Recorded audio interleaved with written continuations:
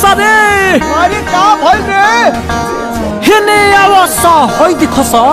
आई हो भैया, ये तो साफ गलतबाजी होता। अरे हमारे खेतवा में का होता है? बच्चा बना बेटा कबो गाँव में न भई रहे ऐसन, असोहल में कैले बजैसन।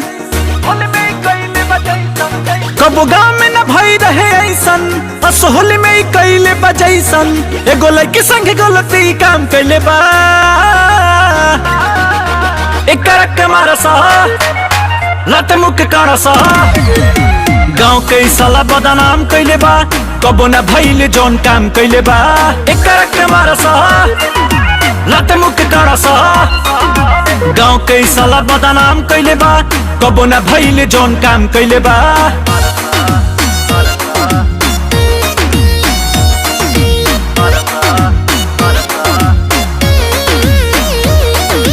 सुन एगो काम कर, दोनों हाथे कान धर। जुटल बा पंचायत होखता शिकायत। एक रात में बुझाई तैला जूता खाइत। सभे लाल पिया रे मुँह काला कइले बा, हो घोटाला कइले बा। गरम बेसरम ई मोहाला कइले बा, बड़ी हाला कइले बा। सभे लाल पिया रे मुँह काला कइले बा, हो घोटाला कइले बा। गरम बेसरम ई मोहाला कइले बा, हो बड़ी हाला कइले बा। ये अकेले सबके के परेशान कइले बा। एकरा के मारसा लाते मुख के कानसा।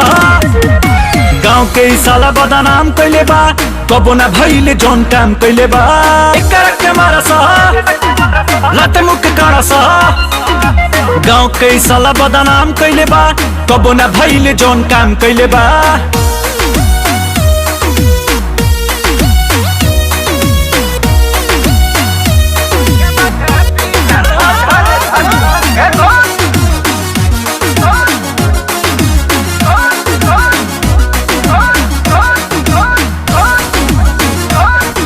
लड़का बूढ़ होली खेले गाँव के भीतरी। कौन तू जोगी राजा के गावत रहस बहरी?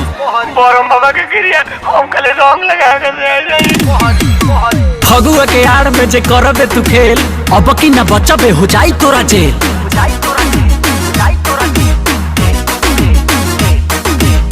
लड़की के फेरा में भटक गइल बा, हो छटक गइल बा।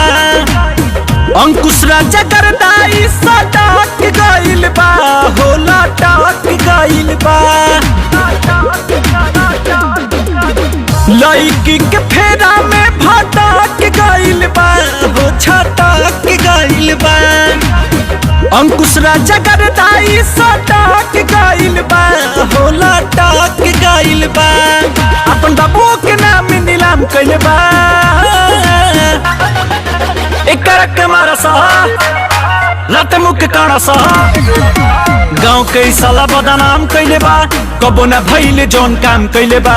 एकरा के मारसा लत मुख कानसा। गाँव के साला बदनाम कइले बा, कबो न भइले जौन काम कइले बा।